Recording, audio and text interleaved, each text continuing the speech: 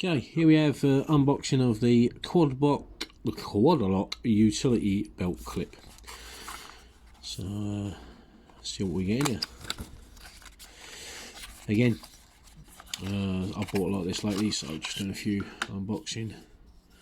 Looks like that is all we get today. Yep, instructions. It's pretty simple.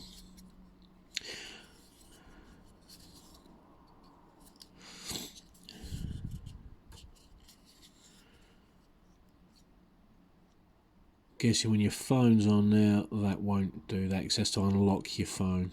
You push that, twist it, and your phone comes off. That is a very, very stiff spring on there, very stiff. So when that's on your belt, that is not coming off. That is extremely hard to pull apart. So yeah, very strong lock actually, and probably can get a pinch there. Yeah. So okay, yeah. I'll let you know once I've used it a few times on how I get on with it. Okay.